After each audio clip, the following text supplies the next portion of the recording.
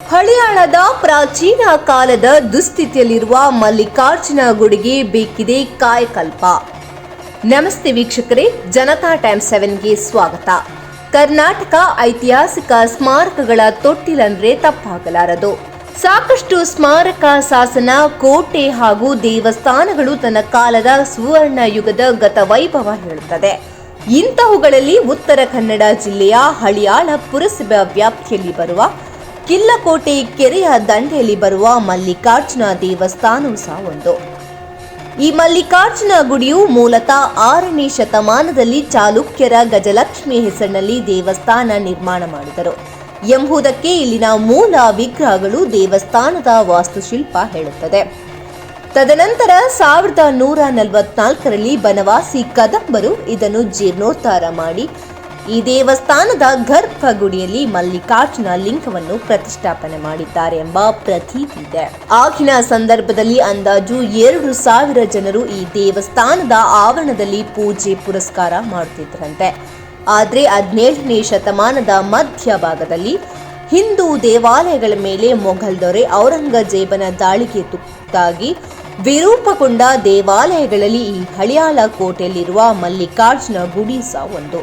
ಮೊಘಲ್ ಸಂಸ್ಥಾನದ ಸೈನಿಕರು ಯಾವ ರೀತಿ ಕರುಣೆ ಇಲ್ಲದೆ ತುಂಬಾ ವಿಕಾರವಾಗಿ ವಿರೂಪಗೊಳಿಸಿದ ಹಲವು ಕುರುಹುಗಳು, ಸ್ಮಾರಕಗಳು ಇಂದಿಗೂ ದೇವಸ್ಥಾನದ ಆವರಣದಲ್ಲಿ ಬಿದ್ದಿರುವುದು ತುಂಬಾನೇ ದುರ್ದೈವ ಸಂಗತಿಯಾಗಿದೆ. 19ನೇ ಶತಮಾನದ ಕೊನೆಯಲ್ಲಿ ಈ ಹಳಿಯಾಳ ಪಟ್ಟಣದ ಹಿರಿಯರು ಸೇರಿಕೊಂಡು ಈ ಗುಡಿಯನ್ನು ಅಭಿವೃದ್ಧಿಪಡಿಸಿದ್ದಾರೆ. ಇನ್ನೊಂದು ವಂಶ ಪರಂಪರಾಗತವಾಗಿ ಇಂದಿಗೂ ಈ ದೇವಸ್ಥಾನದ ಆರಾಧಕರಾಗಿ ಕೆಲಸ ಮಾಡುತ್ತಿದ್ದಾರೆ. ಸಾಕಷ್ಟು ಗತ ಇತಿಹಾಸ ಹಿಡಿದಿಟ್ಟುಕೊಂಡಿರುವ ಈ ದೇವಸ್ಥಾನವು ಹಲವು ಇತಿಹಾಸದ ಮೈಲುಗಲ್ಲನ್ನು ಹೇಳುತ್ತದೆ. ಇಷ್ಟೆಲ್ಲ ಇದ್ದರೂ ಸಹ ಪ್ರಾಚ್ಯ ವಸ್ತು ಹಾಗೂ ಪುರಾತತ್ವ ಇಲಾಖೆಯವರು ಈ ಪ್ರಾಚೀನ ದೇವಸ್ಥಾನದ ಕಡೆ ಇಣುಕಿ ಸಹ ನೋಡಿಲ್ಲ.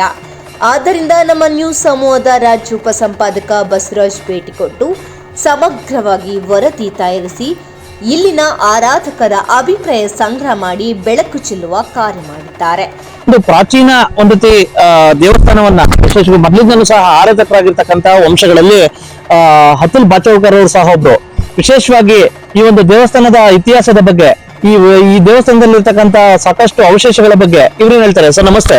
ತಾವು ಸಹ ಒಂದ್ ರೀತಿ ಇಲ್ಲೇ ಪಾರಂಪರಿಕವಾಗಿ ಒಂದ್ ರೀತಿ ಆರಾಧಕರು ಅಂತ ಕೇಳಲ್ಪಟ್ವಿ. ವಿಶೇಷವಾಗಿ ತಾವು ಈಗ ಪ್ರಸ್ತುತ ಆರಾಧಕರು. ಏನೇ ಸರ್ ಈ ದೇವಸ್ಥಾನದ ಬಗ್ಗೆ ಸ್ವಲ್ಪ ಹಿಸ್ಟ್ರಿ ಹೇಳಿ. ಈ ದೇವಸ್ಥಾನ 6ನೇ ಶತಮಾನದಲ್ಲಿ ನಿರ್ಮಾಣ ಆಗಿದ್ದು. ಅವಾಗ ಗಜಲಕ್ಷ್ಮಿ ಗುಡಿ ಇತ್ತು. ಆಮೇಲೆ 1144 ಬನವಾಸಿ ಕದಂಬರು 2ನೇ ಜೈಕೇಶಿ ಅವರ ಹೆಸರು, ಅವರು ಈಶ್ವರಲಿಂಗ ಸ್ಥಾಪನೆ ಮಾಡಿದ್ರು ಮತ್ತು ಅದಕ್ಕೆ ಮಲ್ಲಿಕಾರ್ಜುನ್ ಹೆಸರು ಕೊಟ್ಟರು. ಆಮೇಲೆ 1690ರಿಂದ ನಾವು ಬಾಚೌಕರ್ ಫ್ಯಾಮಿಲಿ ಇಲ್ಲೇ ಪೂಜೆ ಮತ್ತು ಟ್ರಸ್ಟಿ ಎರಡೂ ವಂಶ ಪಾರಂಪರ್ಯದಿಂದ ಮಾಡ್ತಿದ್ದೆ. ಹೇಳಿ ಸರ್. ವಿಶೇಷವಾಗಿ ಆನಂತರ ಸಾಕಷ್ಟು ಒಂದ್ ರೀತಿ ಯಾಕೆ ಸರ್ ದೇವಸ್ಥಾನಗಳ ಸ್ಮಾರಕಗಳು ಸಾಕಷ್ಟು ಒಂದ್ ರೀತಿ ವಿರೂಪಗೊಂಡಿದ್ದಾವೆ? ಯಾರು ರಾಜರೇ ಇದ್ರು ಹೊರ ಜಾತಿಯವರು, ಅವರು ದಾಳಿ ಮಾಡಿ ಅದು ಮೂರ್ತಿಗಳು ಹೊಡೆದಾರೆ.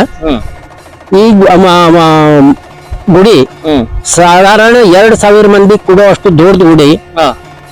ಈಗ 100 ಮಂದಿ ಕೂಡುವಷ್ಟು ಉಳ್ದದ. ಬಾಕಿ ಎಲ್ಲ ತೆಗೆದು ಬಿಟ್ಟಾರ. ಅದು 17ನೇ ಶತಮಾನದಾಗ ಮಾಡಿದ್ದು ದಾಳಿ. ಆಕ್ಚುಲಿ ಇದನ್ನ ಕೋಟೆ ಏನಂತ ಕರಿತಾ ಇದ್ರು ಮೊದ್ಲು? ಈ ಕೋಟೆ ಯಾವಾಗ ನಿರ್ಮಾಣ ಆಯ್ತು? ಕೋಟೆ 17ನೇ ಶತಮಾನದಲ್ಲಿ ಬಿಜಾಪುರ ಅಲಿ ಅದಿಲ್ ಶಾ ಕಟ್ಟಿದ್ದು. ಆನಂತರ ಆ ಕೋಟೆ ಕಟ್ಟ ಮೇಲೆ ಸುತ್ತು ಕಡೆಯಿಂದ ಟ್ರೆಂಚ್ ಹೊಡೆದ್ರು. ಅದಕ್ಕೆ ನೀರು ಬಿಡ್ಲಿಕ್ಕೆ ಬೇಕಂತ ಹೇಳಿ ಈ ಮುಂದೆ ಇರೋದಕ್ಕೆ ಟ್ಯಾಂಕ್ ಕಟ್ಟಿದ್ರು, ಕೆರೆ. ಅದು ಈಗ 46 ಎಕರೆ ಜಮೀನು ಇದೆ. 46 ಎಕರೆ ಜಮೀನು ಇದೆ, ಕೆರೆ ಇದೆ. ಯಾಕೆ ಈ ಕೆರೆ ಇನ್ನ ಸಾಕಷ್ಟು ಒಂದ್ ರೀತಿ ಇತಿಹಾಸ ಸ್ಮಾರಕಗಳು ಸಹ ಇದರಲ್ಲಿ ಇದಾವೆ. ಯಾಕೆ ಕೆರೆ ಈ 46 ಎಕರೆ ಇದೆಯಾ? ಹೌದು ಇದೆ. 46 ಎಕರೆ ಟೋಟಲ್ ಇದೆಯಾ? ಇದೆ. ಇದ್ರ ಜೊತೆಗೆ ಸಾಕಷ್ಟು ಒಂದ್ ರೀತಿ ಕೆರೆ ಅಭಿವೃದ್ಧಿ ಪಡಿಸ್ಬೇಕಲ್ಲ ಸರ್? ಯಾಕೆ ಏನೋ ಸಾಕಷ್ಟು ಗೌರ್ಮೆಂಟ್ ಮಾಡ್ಬೇಕು. ನಾವು ಹೇಳ್ಬೇಕು ಏನ್ ಮಾಡೋದು ಸಾಧ್ಯ ಇಲ್ಲ. ಯಾಕಂದ್ರೆ ಕೆರೆ ಗವರ್ಮೆಂಟ್ ಆಗಬೇಕಿದೆ, ನಮ್ದು ಆಗಬೇಕಿಲ್ಲ. ಓಕೆ, ಸಣ್ಣ ನೀರಾವರಿ ಇಲಾಖೆಗೆ ಬರುತ್ತೆ ಇದು. ಹೌದು. ಯಾಕೆ ಮೊದ್ಲಿಂದಾನು ಯಾರು ಹೂಳು ಎತ್ತಿಲ್ವಾ ಇದನ್ನ? ಇಲ್ಲ. ಹಾ ಈಗ 2 ವರ್ಷದ ಮೊದ್ಲೇ ದಾಂಡೇಲಿಯಿಂದ 2 JCB ಬಂದಿದ್ದು ಅವ್ರಷ್ಟ ಹೂಳಿ ಎತ್ತು ಕೊಟ್ಟಾರ. ಹಾ. ಅದು ಪೂರಾ ಮಾಡ್ಲಿಲ್ಲ ಅವರು, ಹಾ ಬಿಸಿಗಾಲ್ನಾಗ ಅಷ್ಟ ಮಾಡಿ ಹೋಗ್ಬಿಟ್ಟ. ಒಟ್ಟಾರೆ ಅರ್ಧಂಬರ್ಧ ಉಳೆ ಎತ್ಬಿಟ್ಟು ಹೌದೌದು. ಏನ್ ಸರ್ ಕೆರೆ ಕಟ್ಟೆ ಏನಾದ್ರು ಸ್ವಲ್ಪ ವೀಕ್ ಆಗಿದಾವೆ ಅಂತ ಸುದ್ದಿ ಇದೆಯಲ್ಲ? ಇಲ್ಲ ಅದನ್ನು. ಹೌದಾ? ಈ ಕಡೆಯಿಂದ ಊರ್ ಬೇರೆ ಸಂಪರ್ಕ ಮಾಡ್ತವೆ ಬೇರೆ ಕಡೆ. ಹಾ, ಈ ಕೆರೆ ಪಾಳಿ ಮೇಲಿಂದ ಏನ್ ರಸ್ತೆ ಹೋಗ್ತದ, ಹೌಗಿನಿಂದ ಮುಂದೆ ಹೋಗಿ ತಿಮ್ಮಾಪುರ ಮಂಗಳವಾಡ ಇಲ್ಲಿ ತನಕ ಹೋಗ್ತದೆ. ಹೌಗಿವರೆಗೂ ಹೋಗುತ್ತೆ ರೋಡ್. ಹೌದು, ಈ ತಿಮ್ಮಾಪುರ ಕಾಣಿಸೋದು ಓಕೆ. ಅದು ಹೌಗಿ. ಓಕೆ, ತಿಮ್ಮಾಪುರ ಮೇಲಿಂದ ಹೋಗ್ಲಿಕ್ಕೆ ಬರ್ತದೆ. ಓಕೆ ಸರ್, ಏನು ಯಾರಾದ್ರೂ ಪ್ರಾಚ್ಯವಸ್ತು ಇಲಾಖೆ ಸಾಕಷ್ಟು ಸ್ಮಾರಕಗಳು ದಿನ ಸಿಗ್ತಾವೆ. ಯಾರಾದ್ರೂ ಪ್ರಾಚ್ಯವಸ್ತು ಇಲಾಖೆಯವರು ಯಾರಾದ್ರೂ ಬಂದು ಹೋಗಿದಾರ? ಬಾಳ ವರ್ಷದ ಮೊದ್ಲ ಒಂದ್ಸಲ ಹೋಗಿ ಬಂದ್ ಹೋಗ್ಯಾರ. ಈಗ ಆದ್ಮೇಲೆ ಯಾರು ಬರ್ಲಿಲ್ಲ. ಸಾಕಷ್ಟು ಒಂದ್ ರೀತಿ ಇನ್ನ ಸ್ಮಾರಕಗಳು ಯಾಕೆ ರಚನೆ ಮಾಡ್ತಾ ಇಲ್ಲ, ಯಾಕೆ? ಗೌರ್ಮೆಂಟ್ ಸಂಬಂಧ ಬರ್ತದೆ, ನಮಗೇನ್ ಸಂಬಂಧ ಬರೋದಿಲ್ಲ. ಇದು ಗುಡಿ ಏನದ ಪಬ್ಲಿಕ್ ಟ್ರಸ್ಟ್ ಅದ. ಓಕೆ.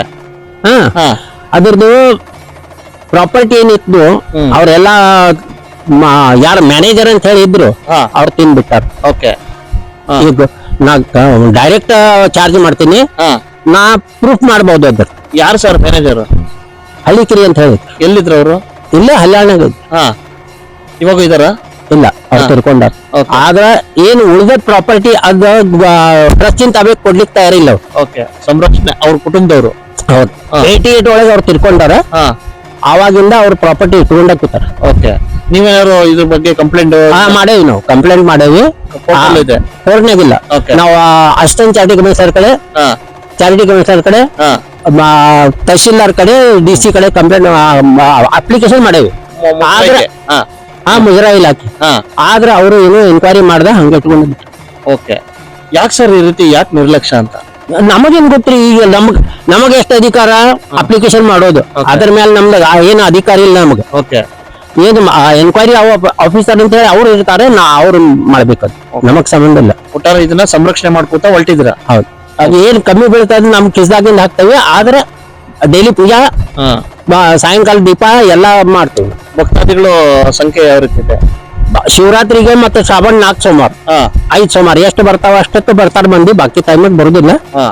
ಅಕಸ್ಮಾತ್ ಮಳಿ ಆಗ್ಲಿಲ್ಲ ಆದ್ರೆ ಇಲ್ಲಿ ಬರ್ತಾರ. ಮಾರುದ್ರ ಅಭಿಷೇಕ ಮಾಡ್ರಿ, ಮಳಿ ಆಗ್ತದ, ಇದು ನಮಗ್ ಗ್ಯಾರಂಟಿ ಐತಿ, ಮಾಡ್ಕೊಡ್ರಿ ಅಂತ ಹೇಳಿ ಬರ್ತಾರ, ಬಾಕಿ ಟೈಮಿಗೆ ಬರುದಿಲ್ಲ. ಇದನ್ನು ಸಹ ಅಭಿವೃದ್ಧಿ ಪಡಿಸ್ಬೇಕು. ಏನ್ ಅಭಿವೃದ್ಧಿ ಯಾರು ಹಲೋ, ಹಾಯ್, ನಮಸ್ಕಾರ. ನಾನು ಬಸವರಾಜ್ ಮಾತಾಡ್ತಾ ಇದ್ದೀನಿ, ಪತ್ರಕರ್ತರು. ವಿಶೇಷವಾಗಿ ನಮ್ಮ ರಾಜ್ಯದಲ್ಲಿ ವಿಶೇಷವಾಗಿ ಅದರಲ್ಲೂ ಕಿತ್ತೂರು ಕರ್ನಾಟಕ ಇರ್ಬೋದು, ಮತ್ತೆ ಈ ಉತ್ತರ ಕನ್ನಡ ಬಹುತೇಕ ತಾಲೂಕುಗಳಲ್ಲಿ ಒಂದ್ ರೀತಿ ಇತಿಹಾಸದ ಒಂದ್ ರೀತಿ ಸ್ಮಾರಕಗಳ ತೊಟ್ಟಿಲು ಅಂದ್ರೇನೆ ಹೇಳ್ಬಹುದು. ಯಾಕಪ್ಪ ಅಂತಂದ್ರೆ ಸಾಕಷ್ಟು ಸ್ಮಾರಕಗಳು ಆಗಿನ ಕಾಲದ ರಾಜರ ಮತ್ತೆ ಗತ ಇತಿಹಾಸವನ್ನ, ವೈಭವವನ್ನ, ವೈಶಿಷ್ಟ್ಯವನ್ನ ಹೇಳಿ ಇವಾಗೂ ಸಹ ಎಲ್ಲ ಒಂದ್ ಕಡೆ ನಶಿಸಿ ಹೋಗ್ತಾ ಅಂಚಿನಲ್ಲಿದ್ರು ಸಹ ತನ್ನ ಗತ ವೈಭವದ ಇತಿಹಾಸವನ್ನ ಹಿಡಿದಿಟ್ಕೊಂಡಿರ್ತಕ್ಕಂಥ ಕೀರ್ತಿ ಹಲವಾರು ಶಿಲಾಶಾಸನಗಳು ಸಲ್ಲುತ್ತೆ, ಹಲವಾರು ದೇವಸ್ಥಾನಗಳು ಸಲ್ಲುತ್ತೆ, ಮತ್ತೆ ಹಲವಾರು ಸ್ಮಾರಕಗಳು ಸಲ್ಲುತ್ತೆ. ಇಂಥವುಗಳಲ್ಲಿ ಮುಖ್ಯವಾಗಿ ನಾನು ಬಂದಿರತಕ್ಕಂಥದ್ದು ಇವತ್ತು ಒಂದ್ ರೀತಿ ಉತ್ತರ ಕನ್ನಡ ಜಿಲ್ಲೆಯ ಒಂದ್ ರೀತಿ ದೊಡ್ಡ ವಿಧಾನಸಭಾ ಕ್ಷೇತ್ರ, ಹಳಿಯಾಳ ವಿಧಾನಸಭಾ ಕ್ಷೇತ್ರಕ್ಕೆ ಬಂದಿದ್ದೀನಿ. ಈಗ ನಾನು ಇರ್ತಕ್ಕಂಥದ್ದು ಒಂದ್ ರೀತಿ ಇದನ್ನ ಈಗ ಮಲ್ಲಿಕಾರ್ಜುನ ಗುಡಿ ಅಂತ ಕರೀತಾರೆ. ಇದು ವಿಶೇಷವಾಗಿ ಹಳಿಯಾಳ ಒಂದ್ ರೀತಿ ಪಟ್ಟಣದ ಪುರಸಭೆ ವ್ಯಾಪ್ತಿಯ ಒಂದ್ ರೀತಿ ಕಿಲ್ಲ ಅಂದ್ರೆ ಕೋಟೆಯ ಒಂದ್ ರೀತಿ ಕೆರೆಯ ಕೆರೆಗೆ ಸ್ವಾಗತ ಮಾಡ್ತಕ್ಕಂಥ ಈ ದೇವಸ್ಥಾನ ಇತಿಹಾಸ ಕೆತ್ಕೋದಾದ್ರೆ ವಿಶೇಷವಾಗಿ ಈ ದೇವಸ್ಥಾನ ಸ್ಥಾಪಿತ ಆಗಿರ್ತಕ್ಕಂಥದ್ದು 6ನೇ ಶತಮಾನದಲ್ಲಿ ಸ್ಥಾಪಿತ ಆಗುತ್ತೆ. ಚಾಲುಕ್ಯರ ಕಾಲದಲ್ಲಿ ಇದು ನಿರ್ಮಾಣ ಆಗುತ್ತೆ. ಆಗ ಇದು ಗಜಲಕ್ಷ್ಮಿ ಅಂತ ಹೇಳ್ಬಿಟ್ಟು ಆ ದೇವಸ್ಥಾನನ ಒಂದ್ ರೀತಿ ಹೆಸರಿನಿಂದ ಕರಿತಾ ಇರ್ತಾರೆ. ನಂತರ 1114ರಲ್ಲಿ 44ರಲ್ಲಿ ಅಂದ್ರೆ 11ನೇ ಶತಮಾನದ ಮಧ್ಯಭಾಗದಲ್ಲಿ ಏನಪ್ಪಾ ಮಾಡ್ತಾರೆ ಅಂದ್ರೆ ಇದನ್ನ ಬನವಾಸಿ ಕದಂಬರು ಇದನ್ನ ಒಂದ್ ರೀತಿ ಅಭಿವೃದ್ಧಿ ಪಡಿಸಿ ಮಲ್ಲಿಕಾರ್ಜುನ ಒಂದ್ ರೀತಿ ಲಿಂಗವನ್ನ ಪ್ರತಿಷ್ಠಾಪನೆ ಮಾಡಿ ಒಂದ್ ರೀತಿ ಮಲ್ಲಿಕಾರ್ಜುನ ದೇವಸ್ಥಾನ ಅಂತ ಪ್ರಾರಂಭ ಮಾಡ್ತಾರೆ. ವಿಶೇಷವಾಗಿ ಅಂದಿನಿಂದ ಸಾಕಷ್ಟು ಒಂದ್ ರೀತಿ ತಂದ ಗತ ಇತಿಹಾಸನ ಉಳ್ಕೊಂತ ಬಂದಿದೆ. ನಂತರ 17ನೇ ಶತಮಾನದಲ್ಲಿ ಎಲ್ಲ ಒಂದ್ ಕಡೆ ಔರಂಗಜೇಬ್ ಅವರು ಒಂದ್ ರೀತಿ ಹಿಂದೂಗಳ ದೇವಸ್ಥಾನಗಳನ್ನ ನಾಶಪಡಿಸಿದ್ರು ಅಂತಕ್ಕಂಥ ಹೇಳಲಾಗ್ತಕ್ಕಂಥ ಹಿಸ್ಟ್ರಿಗಳಲ್ಲಿ ಈ ದೇವಸ್ಥಾನ ಸಹ ತುತ್ತಾಗಿರ್ತಕ್ಕಂಥದಕ್ಕೆ ಸಾಕಷ್ಟು ಕುರುಗಳು ಸಿಗ್ತವೆ. ಯಾಕಪ್ಪ ಅಂತಂದ್ರೆ ಇವತ್ತು ಸಾಕಷ್ಟು ಸ್ಮಾರಕಗಳು, ಸಾಕಷ್ಟು ಶಿಲಾಶಾಸನಗಳು, ಸಾಕಷ್ಟು ಮೂರ್ತಿಗಳು ಕೈ ಹೊಲ್ಟೋಗಿರ್ತಕ್ಕಂಥದ್ದು, ಮೂರ್ತಿ ಹೊಲ್ಟೋಗಿರ್ತಕ್ಕಂಥದ್ದು, ಈಗ ಹಲವಾರು ನಿಷ್ಠಗಳಿರ್ತವೆ. ಹಾಗಾಗಿ ಬನ್ನಿ ವೀಕ್ಷಕರೇ, ಮಾನ್ಯ ಪ್ರವಾಸೋದ್ಯಮ ಸಚಿವರಾಗಿರ್ತಕ್ಕಂಥ ಎಚ್ ಕೆ ಪಾಟೀಲ್ ಅವರೇ ಮತ್ತೆ ಪುರಾತತ್ವ ಎಲ್ಲ ಇಲಾಖೆ, ಪ್ರಾಚ್ಯ ಮತ್ತು ಪುರಾತತ್ವ ಇಲಾಖೆ ಅಧಿಕಾರಿಗಳೇ, ಈ ಒಂದು ನಶಿಸಿ ಹೋಗುವ ಹಂತದಲ್ಲಿದ್ದರೂ ತನ್ನ ಗತವೈಭವವನ್ನು ಸಾರುತ್ತಿರುವ ಹಳಿಯಾಳದ ಒಂದು ರೀತಿ ಮಲ್ಲಿಕಾರ್ಜುನ, ಪ್ರಾಚೀನ ಮಲ್ಲಿಕಾರ್ಜುನ ಸ್ವಾಮಿಯ ದೇವಸ್ಥಾನವನ್ನು ನೋಡಿದ್ದೀರಾ ಅಂತಕ್ಕಂಥ ಸ್ಟೋರಿಗೆ ಸ್ವಾಗತ. ನಾನು ನಿಮ್ಮ ವೀಕ್ಷಕರೇ, ವಿಶೇಷವಾಗಿ ಈ ಒಂದು ವೈಶಿಷ್ಟ್ಯ, ಗತವೈಭವ ಮತ್ತೆ ಸ್ಮಾರಕಗಳನ್ನು ಹೇಳ್ತಕ್ಕಂಥ ಈ ಒಂದು ಮಲ್ಲಿಕಾರ್ಜುನ ಒಂದು ರೀತಿ ಸ್ವಾಮಿ ದೇವಸ್ಥಾನದ ಒಂದು ರೀತಿ ಇತಿಹಾಸ, ಸಾಕಷ್ಟು ಸಮಸ್ಯೆಗಳಿದ್ರು ಸಹ ತನ್ನ ಗತ ಇತಿಹಾಸವನ್ನು ಇಟ್ಕೊಂಡಿದೆ. ಆದಾಗ್ಯೂ ಸಹ ಮುಜರಾ ಇಲಾಖೆ ಇರ್ಬೋದು, ಮತ್ತೆ ಪ್ರವಾಸೋದ್ಯಮ ಇಲಾಖೆ ಇರ್ಬೋದು, ಮತ್ತೆ ಪ್ರಾಚ್ಯವಸ್ತು ಇಲಾಖೆ ಇರ್ಬೋದು, ಈ ಕಡೆ ಕಣ್ತೆರೆದೇ ಇರ್ತಕ್ಕಂಥದ್ದು ತುಂಬಾ ದುರ್ದೈವದ ಸಂಗತಿ. ಸಾಕಷ್ಟು ದಿನೇ ದಿನೇ ಸ್ಮಾರಕಗಳು ಮತ್ತೆ ನಶಿಸಿ ಹೋಗಿರ್ತಕ್ಕಂಥ, ವಿರೂಪಗೊಂಡಿರ್ತಕ್ಕಂಥ ಸ್ಮಾರಕಗಳು ದಿನೇ ದಿನೇ ಸಿಗ್ತಾ ಇರ್ತಕ್ಕಂಥವು ತುಂಬಾ ಸಾಕಷ್ಟು ಇತಿಹಾಸವನ್ನ ಹೇಳ್ತವೆ. ಹಾಗಾಗಿ ಇದನ್ನ ಮುಂಬರ್ತಕ್ಕಂಥ ದಿನಗಳಲ್ಲಿ ಉತ್ಖನನ ಆಗ್ಬೇಕು ಅಂತಕ್ಕಂಥದ್ದು ನನ್ನ ಅಭಿಪ್ರಾಯ. ಒಂದ್ ರೀತಿ 6ನೇ ಶತಮಾನದಲ್ಲಿ ಒಂದ್ ರೀತಿ ಚಾಲುಕ್ಯರು ವಿಶೇಷವಾಗಿ ಇದನ್ನ ಗಜಲಕ್ಷ್ಮಿ ಅಂತ ಹೇಳ್ಬಿಟ್ಟು ಮೂಲ ಸ್ಥಾಪನೆ ಮಾಡ್ತಾರೆ. ಈ ಒಂದು ಏನು ಈ ದೇವಸ್ಥಾನನ ಏನು ಹಳಿಯಾಳದ ಒಂದ್ ರೀತಿ ಕೋಟೆ, ಒಂದ್ ರೀತಿ ಕೆರೆಯ ಒಂದ್ ರೀತಿ ಮುಂಭಾಗದಲ್ಲಿರ್ತಕ್ಕಂಥ ಈ ಒಂದು ದೇವಸ್ಥಾನಕ್ಕೆ ನಂತರ 1144ರಲ್ಲಿ ಬನವಾಸಿ ಕದಂಬರು ಏನಪ್ಪಾ ಮಾಡ್ತಾರಂದ್ರೆ ಇದನ್ನ ಒಂದ್ ರೀತಿ ಸಾಕಷ್ಟು ಒಂದ್ ರೀತಿ ವಿರೂಪಗೊಳಿಸಿದಕ್ಕೆ ಏನಾಕಪ್ಪ ಆಗ್ತಾವಂದ್ರೆ ಎಲ್ಲ ಒಂದ್ ಕಡೆ ಇದನ್ನ ಮಲ್ಲಿಕಾರ್ಜುನ ಗುಡಿಯಾಗಿ ಪರಿವರ್ತನೆ ಮಾಡ್ತಾರೆ. ಈಗ ಪ್ರಸ್ತುತ ಮಲ್ಲಿಕಾರ್ಜುನ ಗುಡಿಯಾಗಿ ಮುಂದುವರೆದಿದೆ. ಬನ್ನಿ ಒಳಗಡೆ ಹೋಗೋಣ, ಯಾವ ರೀತಿ ಇದರ ವೈಶಿಷ್ಟ್ಯ ಇದೆ ಅಂತ ಹೇಳ್ಬಿಟ್ಟು. ವೀಕ್ಷಕರೇ, ಈಗ ನಾವು ಎಂಟ್ರಿ ಕೊಡ್ತಾ ಇದ್ದೀವಿ. ಸಾಕಷ್ಟು ಒಂದ್ ರೀತಿ ನೋಡಿ, ಇವಾಗೂ ಸಹ ಒಂದ್ ರೀತಿ ಇತಿಹಾಸಗಳನ್ನ ಹೇಳ್ತಕ್ಕಂಥ ಈ ದೇವಸ್ಥಾನಕ್ಕೆ ಎಲ್ಲ ಒಂದ್ ಕಡೆ ಸಾಕಷ್ಟು ಒಂದ್ ರೀತಿ ಸವಾಲುಗಳು, ಸಂಕಷ್ಟಗಳು ಬಂದ್ರು ಸಹ ಎಲ್ಲ ಒಂದ್ ಕಡೆ ತನ್ನ ಒಂದ್ ರೀತಿ ಗತ ವೈಭವನ ಹಿಡಿದಿಟ್ಕೊಂಡು ಬಂದಿರ್ತಕ್ಕಂಥದ್ದು ಎಲ್ಲ ಒಂದ್ ಕಡೆ ಸಾಕಷ್ಟು ವಿಸ್ಮಯ. ಈಗ ಬನ್ನಿ ನೋಡಿ, ಇದು ಅಮೃತ ಶಿಲೆ. ವಿಶೇಷವಾಗಿ ಈ ಅಮೃತ ಶಿಲೆ ಸಹ ಅವಾಗೇ ಸ್ಟಾರ್ಟ್ ಆಗಿರ್ತಕ್ಕಂಥದ್ದು. ಮತ್ತೆ ಈಗ ಪೂಜಾರಿ ಆರಾಧಕರಿದ್ದಾರೆ. ವಿಶೇಷವಾಗಿ ಈಗ ನೋಡಿ, ಇದು ಗರ್ಭಗುಡಿ. ಇಲ್ಲಿ ಅವರು ಒಂದ್ ರೀತಿ ಪೂಜೆ ಪುರಸ್ಕಾರಗಳನ್ನ ಮಾಡ್ತಾ ಇರ್ತಾರೆ. ಇಂಥ ಸಂದರ್ಭದಲ್ಲಿ ನೋಡಿ, ಸಾಕಷ್ಟು ಒಂದ್ ರೀತಿ ನಿಗೂಢವಾಗಿದೆ. ಮತ್ತೆ ಆಗಿನ ಕಾಲದಲ್ಲಿ ಯಾವ ರೀತಿ ವೈಶಿಷ್ಟ್ಯಗಳನ್ನ ಇದು ಮಾಡಿದ್ರು ಅನ್ನೋದಕ್ಕೆ ಈ ಒಂದು ಇತಿಹಾಸವನ್ನು ಸಹ ಹೇಳ್ತಕ್ಕಂಥದಕ್ಕೆ ಇದೇ ಸಾಕ್ಷಿ. ಈಗ ನೋಡಿ, ಆ ಒಂದು ಗರ್ಭಗುಡಿ ಆಗ ಒಂದ್ ರೀತಿ ಮಲ್ಲಿಕಾರ್ಜುನ ಸ್ವಾಮಿಯ ಒಂದ್ ರೀತಿ ಲಿಂಗವಾಗಿ ಪರಿವರ್ತನೆ ಆಗಿರ್ತಕ್ಕಂಥದ್ದು ಎಲ್ಲ ಒಂದ್ ಕಡೆ ಅದ್ಭುತ, ಅತ್ಯದ್ಭುತ. ಈಗ ನೋಡಿ, ಇಲ್ಲೇ ಇದೆ ಈ ಒಂದು ನೋಡಿ, ಇದು ಇವೆಲ್ಲ ಈ ಕಲ್ಲಿನ ಶಾಸನಗಳು, ಮತ್ತೆ ಈ ದ್ವಾರ ಬಾಗಿಲುಗಳು, ಮತ್ತೆ ಸಾಕಷ್ಟು ಒಂದ್ ರೀತಿ ಚಪ್ಪಡಿಗಳನ್ನ ಎಳೆದಿರ್ತಕ್ಕಂಥದ್ದು. ಒಂದ್ ರೀತಿ ಮೂಲ ಒಂದ್ ರೀತಿ ಮೊದ್ಲು ಯಾವ ರೀತಿ ಇತ್ತಪ್ಪ ಅಂದ್ರೆ ನೋಡಿ, ಗಜಲಕ್ಷ್ಮಿ ಒಂದ್ ರೀತಿ ದೇವಸ್ಥಾನ ಇತ್ತು, ಅದನ್ನ ಚಾಲುಕ್ಯರು ನಿರ್ಮಾಣ ಮಾಡಿದ್ರು ಅನ್ನೋದಕ್ಕೆ ಈ ಒಂದು ವಿಗ್ರಹನೇ. ಸತ್ಯವಸ್ತು ಇಲಾಖೆಯವರೇ, ನಿಮ್ಮ ಒಂದು ನಿರ್ಲಕ್ಷ್ಯದಿಂದ ನೋಡಿ ಈ ರೀತಿ ನಶಿಸಿ ಹೋಗ್ತಾ ಇರುತ್ತೆ, ಆಯ್ತಾ. ಮತ್ತೆ ಇನ್ನೊಂದ್ ಕಡೆ ಔರಂಗಜೇಬ ಅವರ, ವಿಶೇಷವಾಗಿ 17ನೇ ಶತಮಾನದಲ್ಲಿ ಔರಂಗಜೇಬ ಅವರ ಒಂದ್ ರೀತಿ ದೇವಸ್ಥಾನಗಳಲ್ಲಿ ತುತ್ತಾಗಿದ್ರಲ್ಲಿ ಈ ದೇವಸ್ಥಾನ ಸಹ ಒಂದು ಅನ್ನೋದಕ್ಕೆ ಇಲ್ಲಿರ್ತಕ್ಕಂಥ ವಿರೂಪಗೊಂಡಿರ್ತಕ್ಕಂಥ ಈ ಒಂದು ಕಲ್ಲಿನ ಒಂದ್ ರೀತಿ ಸಾಕಷ್ಟು ವಿರೂಪಗೊಂಡಿರ್ತಕ್ಕಂಥ ಸ್ಮಾರಕಗಳೇ ಸಾಕ್ಷಿ.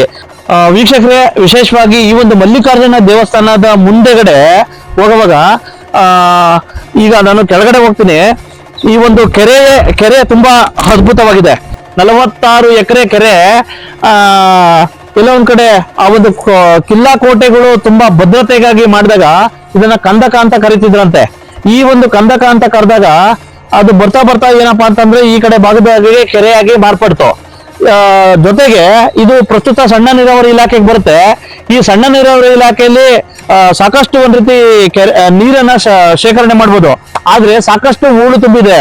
ಮತ್ತೆ ಎಲ್ಲೋ ಒಂದ್ ಕಡೆ 2 ವರ್ಷದಿಂದ ಬಂದ್ರಂತೆ, ಒಂದ್ ಅರ್ಧ ಹೂಳು ತೆಗೆದ್ರಂತೆ, JCB ಹೊಂಟೋದ್ರಂತೆ, ಆಯ್ತಾ.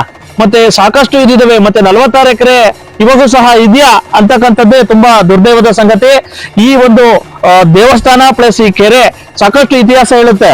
ಅದಾದ್ರೆ ನೋಡಿ ವೀಕ್ಷಕರೇ, ಇದು ಕೇವಲ ಒಂದೇ ಒಂದು ಕಲ್ಲಿನಿಂದ ಒಂದ್ ರೀತಿ ನಿರ್ಮಾಣ ಮಾಡಿರ್ತಕ್ಕಂಥದ್ದು, ಒಂದ್ ರೀತಿ ಗುಲಾಬಿಯ ಒಂದ್ ರೀತಿ ಸಾಕಷ್ಟು ಒಂದ್ ರೀತಿ ಶಿಲ್ಪಿ ಸಾಕಷ್ಟು ಅದ್ಭುತವಾಗಿದೆ, ಸಾಕಷ್ಟು ವೈಶಿಷ್ಟ್ಯವಾಗಿದೆ. ಮತ್ತೆ ಈ ಕಲ್ಲುಗಳನ್ನೆಲ್ಲ ಯಾವ ರೀತಿ ಕೆತ್ತಿದ್ರು, ಆಗಿನ ಕಾಲದ ಶಿಲಾಶಾಸನಗಳು ಮತ್ತೆ ಆ ವೈಶಿಷ್ಟ್ಯಗಳು ನೋಡ್ತಕ್ಕಂಥದ್ದು ತುಂಬಾ ಹೆಮ್ಮೆಯ ಸಂಗತಿ ಅಂತಕ್ಕಂಥದ್ದು ನನ್ನ ಅಭಿಪ್ರಾಯ. ಇನ್ನಾದರೂ ಈ ಪ್ರಾಚೀನ ಕಾಲದ ಮಲ್ಲಿಕಾರ್ಜುನ ಗುಡಿಗೆ ಕಾಯಕಲ್ಪ ಸಿಗುವುದೆಂದು ಕಾದು ನೋಡಬೇಕಾಗಿದೆ. ವರದಿ ಬಸವರಾಜ್ ರಾಜ್ಯ ಉಪಸಂಪಾದಕರು, ಹಳಿಯಾಳ.